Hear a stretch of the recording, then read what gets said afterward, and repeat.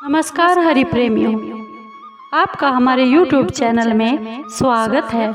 सभी दर्शकों को जय माता दी। हरि प्रेमियों, कैसे हैं आप? उम्मीद है आप सब अच्छे होंगे। आइए आज का प्रसंग शुरू करते हैं। आज का प्रसंग है दुर्गा सप्तशती पाठ अध्याय 3।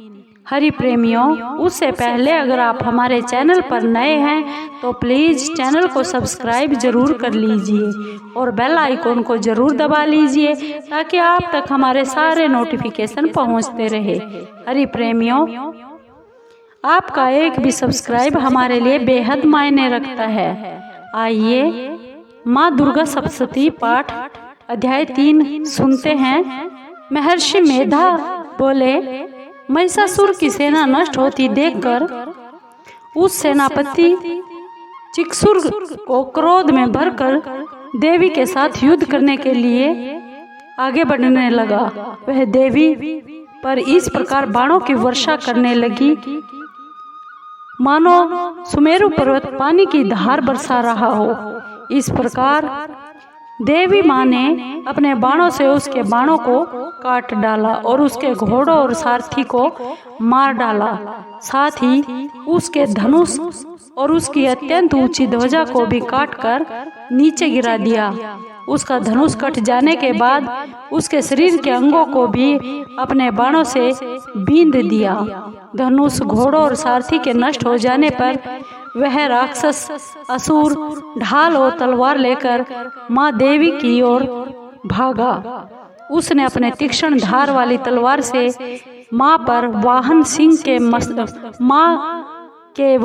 सिंह पर मस्तक पर प्रहार किया और बड़े वेग से देवी की बाईं भुजा पर वार किया, किंतु देवी माँ की बाईं भुजा को छूते ही उस दैत्य की तलवार टूटकर टुकड़े टुकड़े हो गई।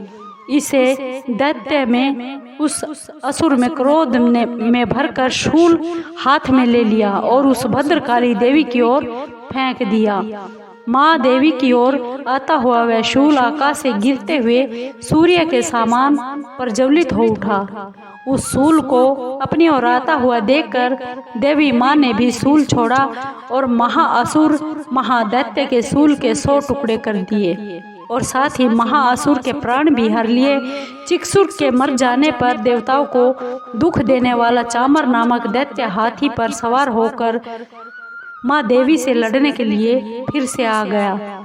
उसने आने के साथ ही शक्ति से प्रहार किया, किंतु देवी माँ ने भी अपनी हुंकार से ही उसे तोड़कर पृथ्वी पर डाल दिया। शक्ति को टूटा हुआ देखकर दैत्य ने क्रोध से लाल होकर शूल को चलाया, किंतु देवी माँ ने उसको भी काट डाला। इतने में देवी का सिंह उछलकर हाथी के मस्तक पर सवार हो गया और उस असुर के साथ बहुत ही तीव्र युद्ध करने लगा। फिर वह दोनों लड़ते हुए हाथी पर से पृथ्वी पर आ गिरे। दोनों बड़े क्रोध से लड़ने लगे। फिर सिंह बड़े जोर से आकाश की ओर उछला और जब पृथ्वी की ओर आया तो अपने पंजे से चामर असुर के सिर को धड़ से अलग कर दिया। क्रोध में भरी हुई देवी माँ ने शिला और वृक्ष आदि की चोटों से मार डाला। कराल को दांतों, मुक्कों और थप्पड़ों से चूर्ण कर डाला। क्रोध हुए देवी ने गदा के प्रहार से उस राक्षस को मार डाला।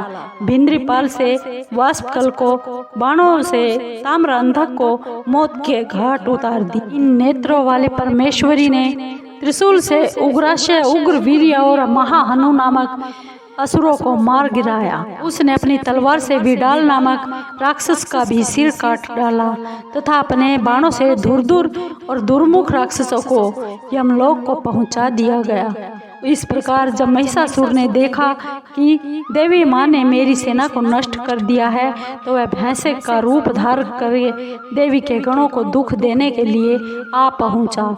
उन गणों में कितनों को उसने मुख के प्रहार से और कितनों को खुरों से, कितनों को पूंछ से और कितनों को सींगों से, बहुतों को दौड़ने के वेग से, अनेकों को सिंह नाद से, कितनों को चक्कर देकर और कितनों को श्वास वायु के झोंकों से पृथ्वी पर गिरा दिया गया।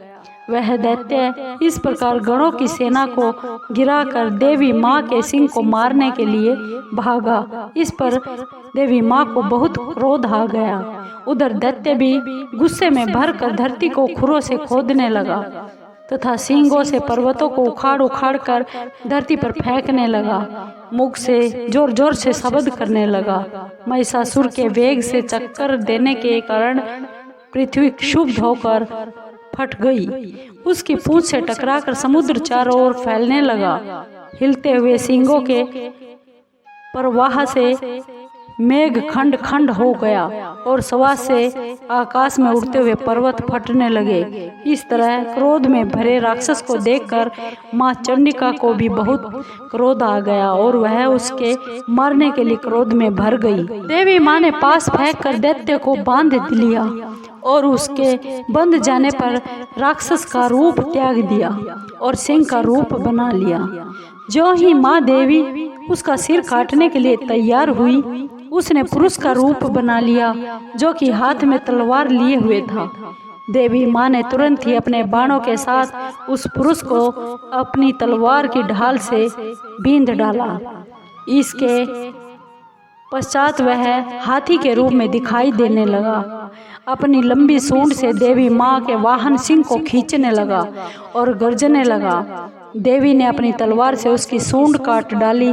तब राक्षस ने एक बार फिर भैंसे का रूप धारण कर लिया और पहले की तरह चराचर जीवों स्थित समस्त त्रिलोकी को व्याकुल करने लगा, परेशान करने लगा। इसके बाद क्रोध में भरी हुई देवी माँ बार बार उत्तम मधु का पान करने लगी और लाल लाल नेत्र करके हंसने लगी। उधर बल वीर्य तथा मद से क्रोध हुआ असुर भी गरजने लगा। अपने सींगों से देवी पर पर्वतों को फेंकने लगा। देवी अपने बाणों से उसके फेंके हुए पर्वतों को चूर्ण करती हुई बोली, अरे मूर्ख, जब तक मैं मधुपान कर रही हूँ तब तक तू गरज ले और इसके बाद मेरे हाथों तेरी मृत्यु हो जाने वाली है और देवता फिर गरजेंगे। यूँ कहकर देवी माँ उछलकर उस दैत्य पर जा चढ़ी और उसको अपने पैर से दबाकर शूल से उसके गले पर आघात किया। देवी के पैर से दबने पर भी असुर अपने दूसरे रूप से अपने मुख से बाहर होने लगा। अभी वह आधा ही बाहर निकला था कि देवी माँ ने तलवार से उसका सिर काट डाला। इसके बाद सारी राक्षस सेना हाहाकार करती हुई वहां से भाग खड़ी हुई और सब देवता बहुत प्रसन्न हुए तथा ऋषि और महर्षियों सहित देवी की स्तुति करने लगे। गंधर्व राज गान करने लगे और अप्सराएं नृत्य करने लगी। हरि प्रेमियों, यह तीसरे अध्याय का दुर्गा सप्तशती के समापन हुआ। हरि प्रेमियों, दुर्गा सप्तशती माँ का ये पाठ का वीडियो आपको कैसा लगा